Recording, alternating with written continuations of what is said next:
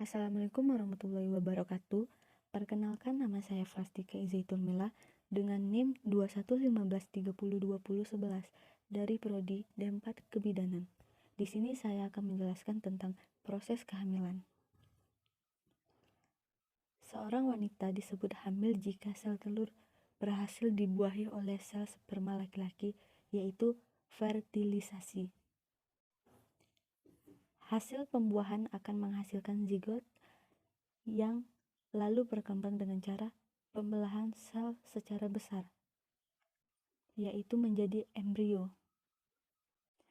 Pembuahan itu sendiri berlangsung setelah terjadinya hubungan seksual, yaitu persetubuhan antara lawan jenis, meskipun tidak semua hubungan seksual akan menghasilkan pembuahan. Konsep atau fertilisasi terjadi pada saat sebuah sperma melakukan penetrasi pada sel telur yang telah matang. Untuk memahami proses konsepsi atau fertilisasi, ikuti proses pertumbuhan dan perkembangan sebuah sel telur menjadi mudiga. Setiap bulan, sebuah sel yang matang dilepaskan oleh salah satu di antara kedua ovarium. Proses ovulasi. Ovulasi umumnya terjadi 2 minggu setelah hari pertama haid terakhir. Berikut adalah gambar dari sebuah proses ovulasi. Perjalanan sperma. Melalui ejakulasi dikeluarkan 40-150 juta sperma yang segera berenang dengan cepat menuju tuba falopi untuk membuahi sel telur. Dengan berenang secara cepat, sperma dapat mencapai telur dalam waktu 30 menit. Sperma dapat bertahan hidup selama 48-72 jam. Jumlah sperma yang dapat mendekati sel telur hanya berjumlah ratusan saja akibat adanya penghalang yang berada di dalam saluran reproduksi wanita. Fertilasi sperma mengadakan penetrasi terhadap sel telur. Bila sel sperma bertemu dengan mengadakan penetrasi sel telur, maka terjadilah sebuah proses pembuahan atau fertilisasi. Proses fertilisasi merupakan waktu sekitar 24 jam setelah proses fertilisasi terjadi perubahan pada permukaan sel telur. Untuk mencegah terjadinya penetrasi oleh sperma lain, saat penetrasi, proses genetik telah berlangsung sempurna termasuk dalam hal jenis kelamin mudiga. Fertilisasi. Pada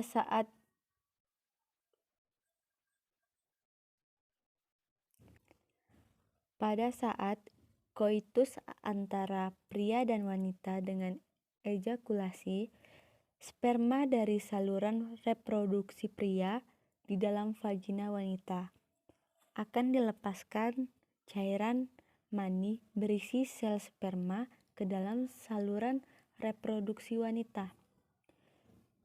Jika senggama terjadi pada masa ovulasi, yaitu masa subur wanita, maka kemungkinan sperma akan bertemu dengan ovum yang disebut sebagai pembuahan atau fertilisasi. Proses pembuahan terjadi di dalam tuba falopi, umumnya di daerah ampula atau infundibulum. Ovum yang dilepaskan saat ovulasi dikelilingi oleh zona pellucida yang di luarnya ada sel yang membentuk corona radiata.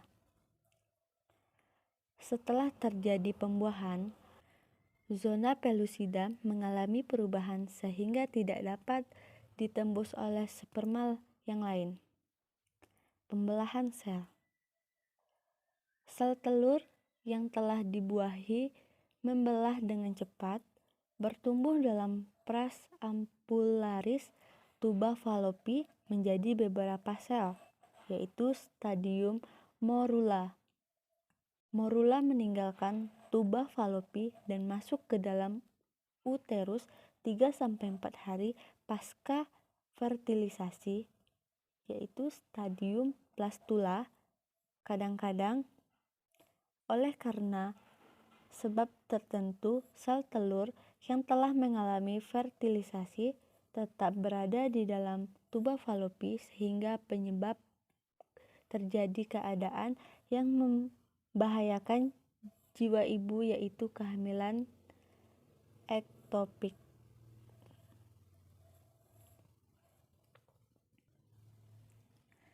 Implantasi. Setelah berada dalam uterus, sel telur yang telah mengalami fertilisasi menempel pada endometrium. Proses tersebut dinamakan implantasi. Sel-sel telur terus membelah diri. Implantasi atau nidasi. Kontak antara zigot stadium blastocysta dengan dinding rahim akan menimbulkan berbagai reaksi seluler sehingga sel trofoblast dapat menempel dan mengadakan infiltrasi pada lapisan epitel endometrium uterus. Tahap ini disebut sebagai implantasi atau nidasi yang terjadi kurang lebih 6 hari setelah konsepsi. Apabila sudah terjadi implantasi atau nidasi, maka baru dikatakan terjadi kehamilan, yaitu gravid. Hari keempat, inti blastokista telah sampai pada permukaan stoma endometrium. Hari ke-6, blastokista mulai masuk ke dalam stoma endometrium. Hari ke-10, blastokista telah terbenam seluruhnya ke dalam stroma endometrium sehingga tahap implantasi atau nidas berakhir. Hormon kehamilan. HCG human chronic gonadotropin adalah hormon yang berada dalam darah dalam waktu beberapa minggu pasca konsepsi. HCG merupakan hormon yang dapat dideteksi dalam darah atau air seni setelah beberapa minggu. HCG diproduksi oleh sel-sel pembentuk plasenta.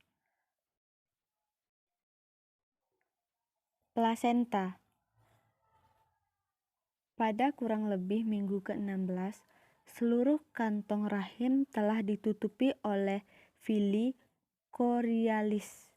Setelah kantung membesar, villi di seberang janin, yaitu daerah decidua capsularis, terjepit, mengalami degenerasi sehingga menjadi halus, yaitu chorion halus.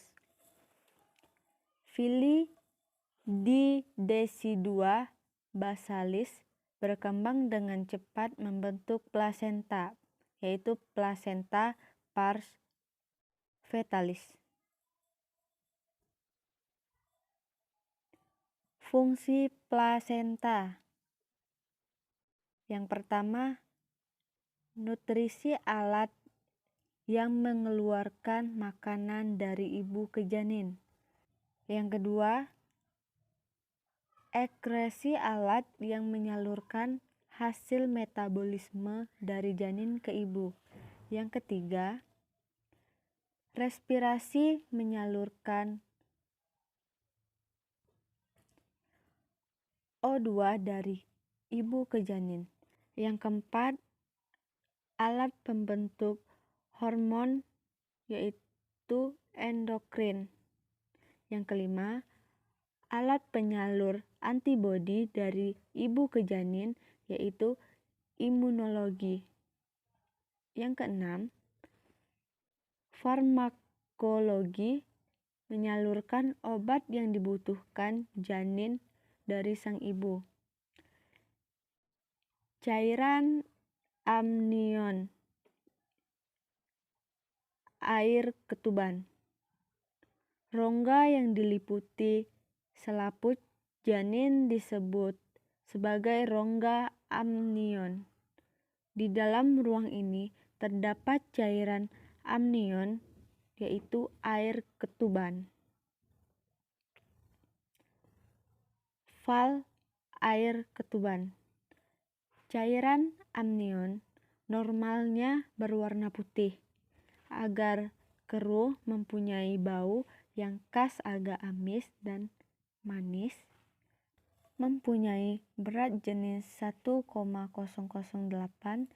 yang seiring dengan tuanya kehamilan akan menurun dari 1,025 menjadi 1,010.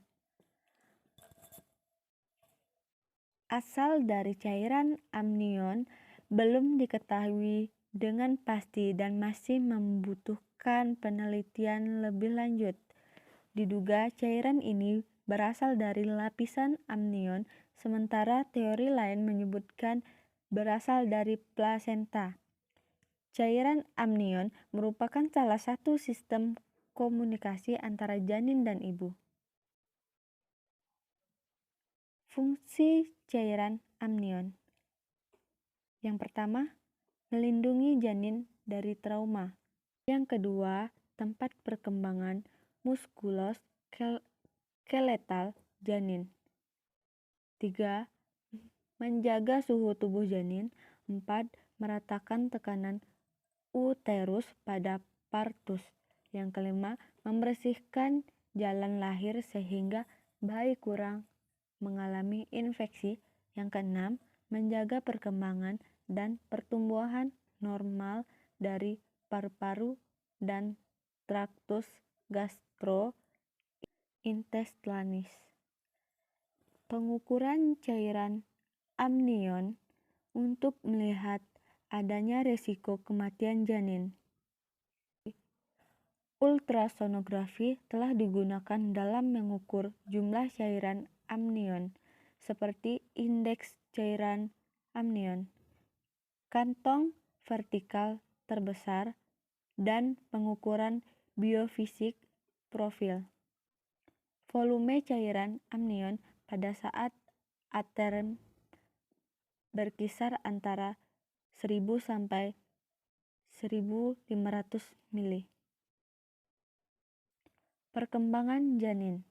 Setelah proses implantasi, sejumlah sel berkembang menjadi plasenta dan sel lainnya menjadi mudigah. Sekitar 3 minggu pasca ovulasi mulai terjadi pembentukan otak, sumsum tulang belakang, dan jantung. Sekitar minggu kelima sudah terjadi detak jantung janin. Tali pusat terlihat setelah minggu ke-7. Mudigah disebut sebagai janin setelah kehamilan 8 minggu atau sekitar 2,5 cm. Persalinan aterm terjadi pada kehamilan 40 minggu. Perkembangan janin pada kehamilan 4 minggu.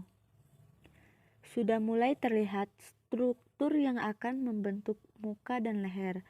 Terjadi perkembangan pembentukan jantung dan pembuluh darah. Terjadi pula pembentukan paru, lambung, dan hepar. Umumnya, tes kehamilan sudah positif. Perkembangan janin pada kehamilan 8 minggu. Ukuran mencapai seukuran buah anggur. Diameter sekitar 2,5 cm. Telah terjadi pembentukan kelopak mata dan telinga. Kadang-kadang terlihat adanya pangkal hidung, tungkai, dan lengan sudah terbentuk secara lengkap. Jari-jari sudah semakin panjang dan terpisah satu sama lain. Perkembangan janin pada kehamilan 12 minggu. Panjang janin sekitar 5 cm mulai terlihat gerakan janin. Rahim mulai dapat diraba pada perabaan dinding perut. Dengan alat khusus sudah dapat didengar detak jantung. Janin alat kelamin sudah mulai jelas. Perkembangan janin pada kehamilan 16 minggu. Panjang janin sekitar 11-12 cm dan berat sekitar 250 gram. Rahim teraba sekitar pertengahan simfisis pusat mata. Sudah dapat berkedip dan proses pembentukan jantung dan pembuluh darah sudah sempurna. Jari-jari tangan sudah memiliki sidik jari. Perkembangan janin pada kehamilan 20 minggu. Panjang sekitar 25 cm dan berat sekitar 450 gram. Tinggi rahim sekitar pusar janin sudah dapat mengisap ibu jari. Menyeringai, terasa gerakan janin. Pemeriksaan ultrasonografi, yaitu pemeriksaan ultrasonografi umumnya dilakukan pada kehamilan 20 minggu. Dokter mengamati keadaan dan lokasi plasenta, mengamati tingkat pertumbuhan janin dalam rahim. Dapat dilihat gerakan jantung. Gerakan janin umumnya sudah dapat dilihat jenis kelamin. Perkembangan janin pada kehamilan 24 minggu. Berat janin sekitar 600 gram dan memberikan respon terhadap suara gerakan. Seringkali dapat dirasakan adanya gerakan janin. Dapat merasakan gerakan naik atau turun karena organ telinga yang sudah terbentuk dengan baik. Kehamilan 28 minggu. Berat janin sekitar 1 kg umumnya sudah berada pada posisinya. Kesempatan hidup cukup besar bila terpaksa harus dilahirkan sebagai bayi prematur. Waspada terhadap gejala persalinan preterm. Perkembangan pada kehamilan 32 minggu. Berat janin sekitar 2 kg. Kulit sudah tidak terlampau keriput oleh karena sudah mulai terjadi pembentukan lemak di bawah kulit. Persiapan laktasi. Baiklah, hanya itu yang dapat saya sampaikan. Kurang dan lebihnya saya mohon maaf. Saya ucapkan dengan wassalamualaikum warahmatullahi wabarakatuh. Bye-bye.